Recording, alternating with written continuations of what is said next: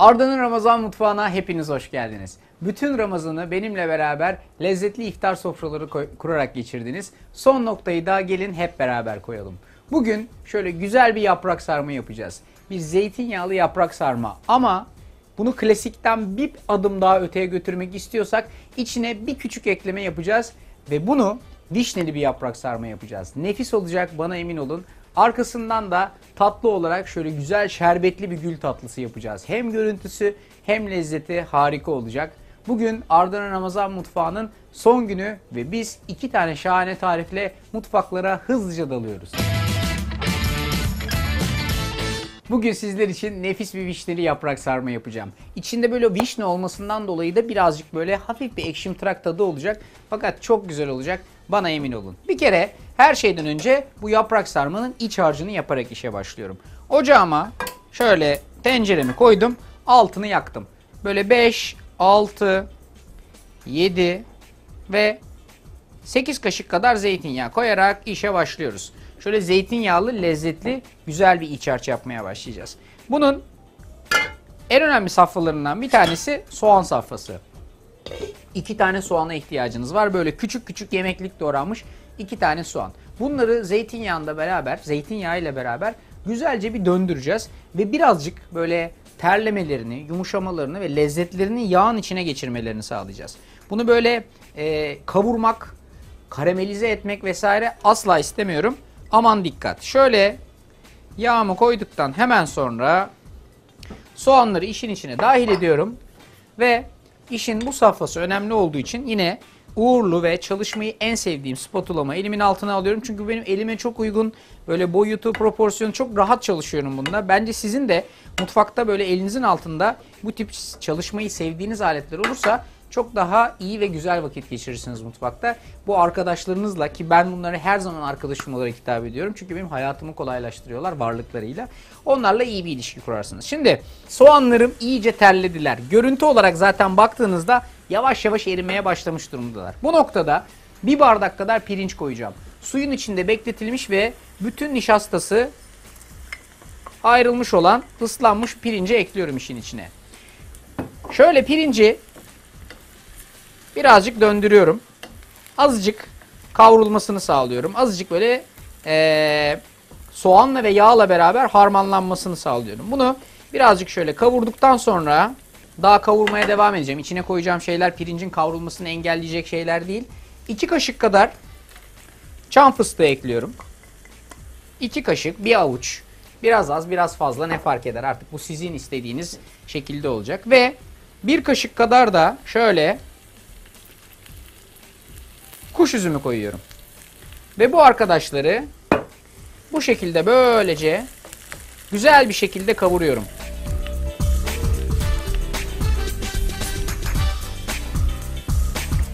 Pirincim güzel bir şekilde kavrulduktan sonra artık baharatlandırma safhasına geçebilirim. Şimdi 1 kaşık kadar şöyle iyi ve lezzetli nar ekşisi koyacaksınız. İyi kalite nar ekşisi her zaman bu iş için olmazsa olmazlardandır.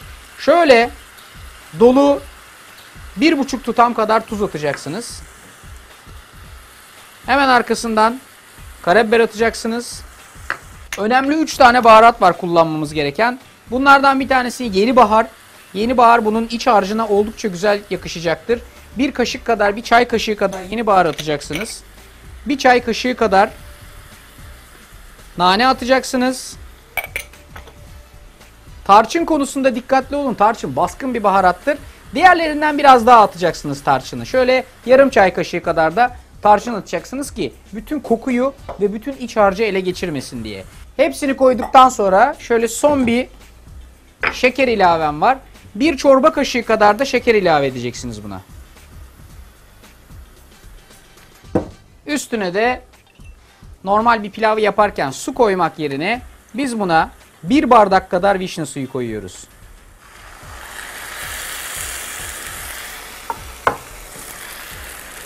Her şeyi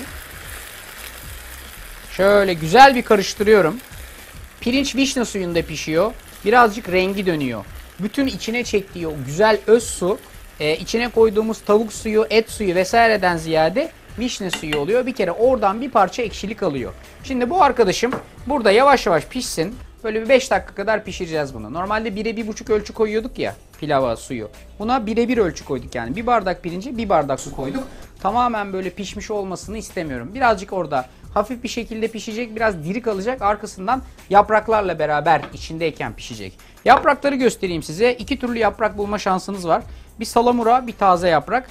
Eğer salamura yaprak bulursanız mutlaka üstündeki fazla olan tuzundan arındırmak için birazcık suda bekletin, çıkartın. Eğer taze yaprak bulursanız da kaynar suya şöyle bir sokun, çıkartın. Birazcık diriliğini alın. Birazcık o kaynar suda bir kalsın, çıkartın. Böyle o yaprağın diri halinden kurtarın. Arkasından sarma işlemine geçeceğiz. Bu iç harç olurken yapraklarım burada. Bir de vişnelerimi göstereyim size. Her bir yaprağın içine birer tane de bunlardan koyacağız. Arkasından güzel bir şekilde olacak, bitireceğiz ve bunu tencerede pişireceğiz. Bu arkadaşım burada bir 5-6 dakika kadar olurken ben geçiyorum tatlının yapımına. Önce bir şerbetini yaparak işe başlayayım. 3 bardak şekere, 3 bardak suya ihtiyacımız var. Şöyle gelelim ocağımızın üstüne. Bu arkadaşın altını yakalım ve işe başlayalım. 3 bardak şeker koyuyorum. Şu 1.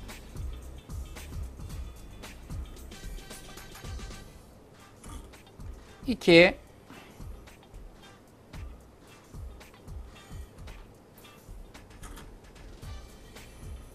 Ve bu da 3. Fazlası eksiği canımız sağ olsun. Üstüne de yine aynı bardakla 3 bardak su koyuyorum.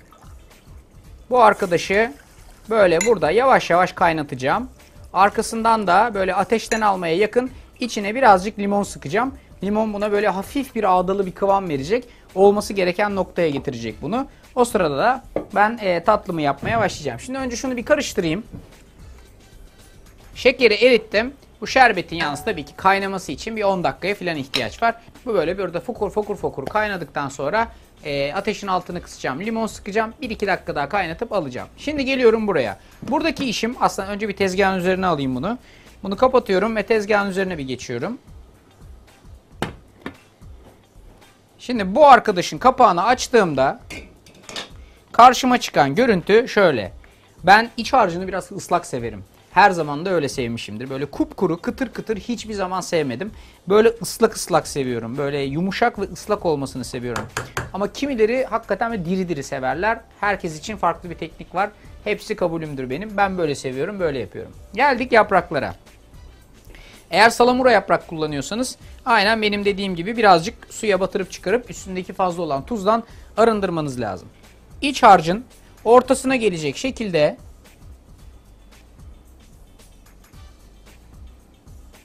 pirincinizi koyun. Bir tane de böyle vişnenizi alın. Onu da koyun ortasına doğru.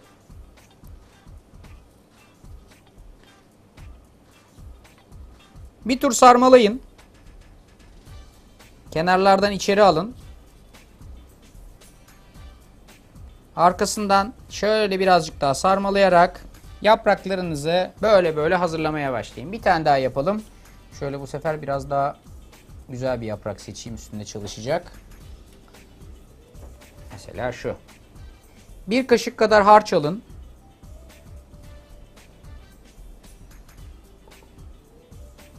Elinizle yayın. İçine bir tane şu yakışıklı vişnelerden atın ki böyle lezzeti bir kat daha arttırsın. Ondan sonra ilk turunuzu atın. İçeri doğru katlayın bu arkadaşları. Ve şöyle güzel ve muntazam bir şekilde sarın.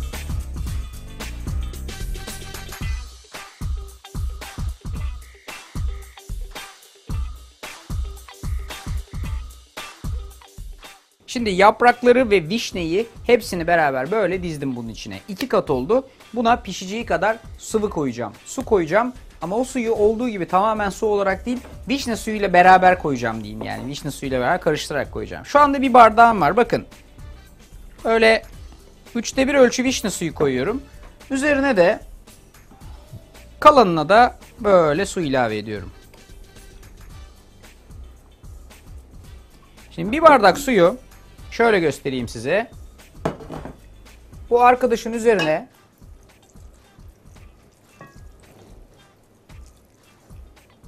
Böyle gezdiriyorum. Üstüne çıktı mı? Hayır, çıkmadı. Tam tabanına geldi mi? Hayır, gelmedi. O yüzden sizin kullanacağınız tencere ölçüsüyle alakalı bu. Eğer böyle bir geniş tencerede bir şey yapacaksanız ona göre suyunu koyacaksınız. Benim gibi 2 kat ve biraz daha yüksek yapacaksanız ona göre koyacaksınız. Benimkine yaklaşık böyle 2 bardak kadar gidiyor. Koyduğum her bardağın 3'te 1'i kadar vişne suyu, 3'te 2'si kadar su koyuyorum. Ve bakın şöyle seviyesine gelecek kadar suyunu koyuyorum. Çok böyle üstüne gelmiyor ama seviyesine gelecek kadar suyunu koyduktan sonra klasik bir zeytinyağının olmazsa olmazı üstüne tabak kapatma seansıdır. Bunun üzerine şöyle üzerini kapatacak kadar bir tabak koyuyorum. Ağzını kapatıyorum ve 35-40 dakika kadar ateşte, böyle orta ateşte, neredesin? Buradasın. Pişmeye bırakıyorum bu arkadaşı. Bu güzel bir şekilde pişecek. İyi bir zeytinyağlı olacak. İyi bir zeytinyağlı yapmak için size bir önerim de bunun altına koyduğunuz o yapraklar. Ya da bir başka alternatif, lezzetini daha da pekiştirmek için hem serviste de güzel olur. Dilim dilim soğan yaparsınız. O soğanlarla beraber pişirirsiniz. En alta dilim dilim soğan koymak da iyi bir alternatiftir. Bu hani lezzeti farklılaştırmak ve geliştirmek adına. Şimdi geliyorum buradaki şerbetime. Şerbetim güzel bir şekilde tıkırdadı. Artık üstüne birkaç damla limon sıkıyorum. Birkaç damla limon. Şöyle karıştırıyorum. 2 dakika daha kadar ateşte bırakacağım. 2 dakika sonra ateşten alacağım ve birazcık ılınması için bekleyeceğim. O sırada ben de artık şu elimin altındakileri kaldırıp hızlıca tatlıyı yapmaya başlayabilirim. İlk önce un koyuyorum. Yaklaşık böyle 2,5-3 bardak kadar una ihtiyacım var. Şu unum, şu da ölçü bardağım. Korku dolu saatler benim için başlıyor. Şu işi dökmeden, saçmadan bakalım yapabilecek miyiz bu sefer. Şu birinci bardak, ikinci bardak, 2,5 bardak kadar un yapıyor. Eğer un az gelirse, çok aşırı sıvı gelirse yapacağınız harç, biraz daha fazla un ekleyebilirsiniz. Birazcık yumurtalarınızın büyüklüğüyle, içine koyduğunuz yoğurdun orantısıyla vesaire, bunların hepsiyle birebir bağlantılı bu. Arkasından böyle 4 yemek kaşığı kadar 1, 2, 3 ve 4 yemek kaşığı kadar irmik ekliyoruz. Hemen arkasından 1, 2 ve 3 yemek kaşığı kadar yoğurt ekliyorum buna. Bu karışıma aslında kuru malzemeler bunlar değil. Birazcık da böyle kabartma tozu ve vanilya eklemem lazım. Bir paket vanilya, toz vanilya. Bir pakette kabartma tozu ekliyorum. Ve başka hiç şeker eklemiyorum. Bakın, yani hiçbir şekerli katman yok. Şekeri yine şerbetin içinde vereceğim. Şerbeti gayet şekerli. Şerbet demişken bunu da artık altını kapatabilirim. Burada zeytinyağlım kısık ateşte oluyor. Şerbetim iyice kaynadı. Limonunu verdim. Birkaç dakika daha tıkırdattım. Ondan sonra da bıraktım öyle. Kendi kendine birazcık ılıklaşacak. Burada da bütün iç harcı hazırlıyorum. Hemen arkasından 2 tane yumurta kırıyorum işin içine. Şu bir. Şu da ikinci yumurtam olsun. Ve size değişik gelebilir ama böyle yaklaşık 1 kaşık kadar çok azıcık sirke koyuyorum. Çok azıcık sirke. Müthiş bir bağlayıcılığı var. Olması gereken bir etken bu. Yani sirkesiz olur mu derseniz sirkesiz olmaz. Mutlaka koyun. Tam doğru efekti verecektir. Şimdi bunun içinde bu harcın genel muhteviyatı var. Eksik olan bir de tereyağım var. Tereyağını da yaklaşık böyle 125 gram kadar tereyağı koyacaksınız. Oda sıcaklığında tereyağı koymanız lazım. 125 gram tereyağı ne kadar eder Arda derseniz böyle kaşıkla ölçebilirsiniz. Yaklaşık 4 kaşık kadar eder. Böyle 2, 3 ve 4 tane böyle baba tepeleme kaşık koyarsanız yaklaşık 125 gram kadar tereyağı elde etmiş olursunuz. Hassas teraziniz varsa hassas terazinizde de bu işi görebilirsiniz. Şimdi buradaki bütün arkadaşlar yoğurma kıvamında. Bakın, tereyağı da gayet yoğurma kıvamında. Buna bir parça daha ıslatacak ve birazcık daha lezzeti verecek olan bir de son zeytinyağı eklemem var. Yarım bardak kadar zeytinyağı ekliyorum. O da yaklaşık böyle 1, 2, 3, 4, 5 ve hemen hemen 6 kaşık kadar da zeytinyağı işte ya da yarım bardak zeytinyağı. Birazcık bu seferki tarifi nasıl söyleyeyim size, gönlünüze göre veriyorum. Yani içine koyduğunuz muhteviyatı artık siz tutturmak için birazcık kendi göz kararınızı da kullanabilirsiniz. Bu zaten olduğu gibi tutuyor. Birazcık yoğurayım. Arkasından eğer fazlası biraz daha hani sıvı kalırsa un ekleyeceğim ve bu hamuru güzel bir şekilde yoğuracağım ve kıvama getireceğim. Şimdi bu artık hamuru şöyle alıp tezgahımın üzerinde bir parça un koyuyorum. Çünkü hamurlu tariflerdeki en iyi arkadaşım undur benim. Şimdi şöyle göstereyim size. Tezgahınızın üzerine birazcık unlayın. Ve bu hamurdan şöyle elma büyüklüğünde bir parça kopartın. Elinizin altında un birazcık olsun. Çünkü ihtiyacınız olacak.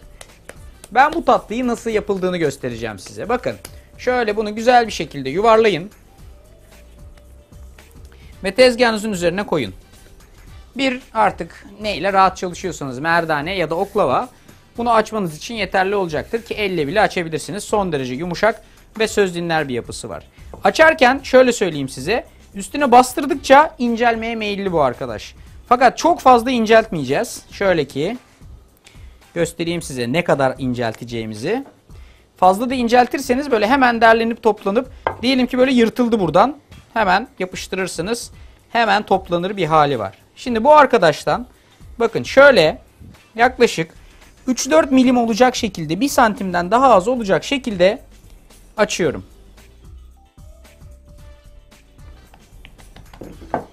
Bunu yaparken her şeyi siz yapabilirsiniz. Yani böyle bir çanağınız, böyle bir merdaneniz, böyle bir tezgahınız falan olmazsa her türlü yapabilirsiniz. Ama bir çay bardağınız olmazsa zorlanırsınız. Yaparsınız ama zorlanırsınız. Ne yapıyoruz bu çay bardağıyla?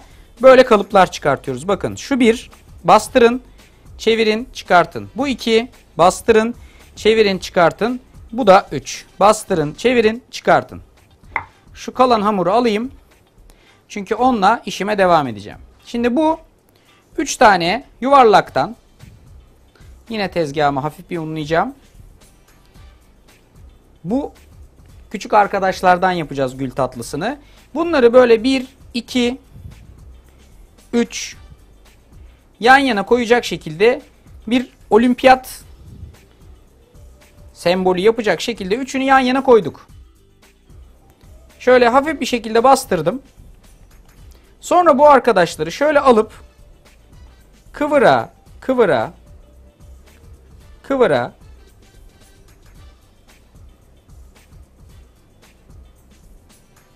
yuvarlıyorum. Bıçağımla ortadan ikiye doğru kesiyorum. Kaldırıyorum. Şöyle dikiyorum. Ve doğal bir gül haline getiriyorum. Bakın diğerine de aynısını yapacağım. Kıvırdım. Kaldırdım. Şöyle altını hafifçe bir topladım. Şöyle. Ve bir gonca gül yaptım. İşte gül tatlısının alameti farikası burada. Nasıl yaptığımı bir kere daha göstereceğim size. Arkasından hiç durmadan bütün bu hamurdan böyle geniş bir tepsiyi dolduracak kadar çok yapacağım. Ben şimdi şu ikincisini de açıp nasıl yaptığımı bir kere daha göstereyim size.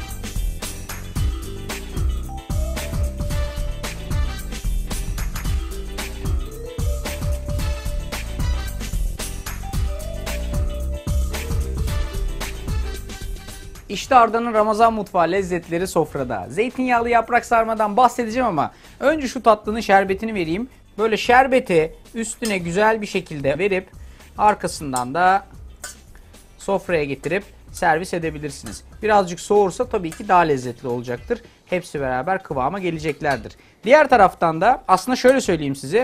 Bu tatlının tamamını yapmadım ben. İkiye ayırdım. Yarısını bu akşamki iftar sofrası için, yarısını da yarınki bayram sofrası için planladım. Çünkü bu bayram sofrasında da gidebilecek güzellikte bir tatlı. O yüzden şerbetimin tamamını kullanmıyorum.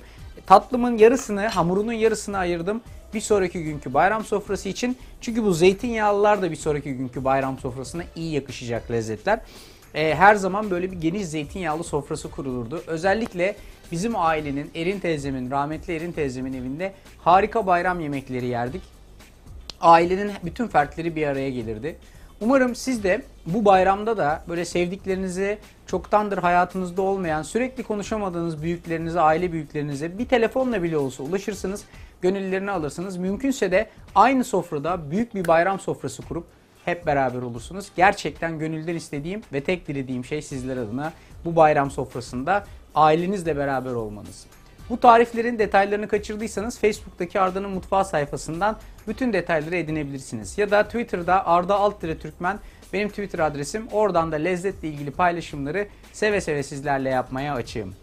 Bütün bir Ramazan ayı boyunca Arda'nın Ramazan mutfağında birbirinden farklı yemekler yaptık. Zeytinyağlılar, çorbalar, ağır yemekler, hafif yemekler, farklı çeşitlerde tatlılar ve bütün Ramazan'ı beraberce şenlendirdik. Sofralara hep beraber lezzeti kattık. Bütün ekip arkadaşlarım adına size gerçekten çok teşekkür ediyorum. Bana onlarca resim gönderdiniz. Hepsini beraber ne kadar güzel yaptığımızı ben de gayet gönülden hissettim. Umarım Ramazan'da mutfaklarımıza, hanemize, sofralarımıza koyduğumuz bolluk, bereket bütün yıl boyunca bizlerle beraber olur. İyi bayramlar diliyorum kendim ve bütün ekibim adına. Önümüzdeki sezonda farklı yemeklerde, Arda'nın mutfağında ve farklı lezzetlerde görüşmek üzere. Kendinize çok iyi bakın. Allah'a ısmarladık.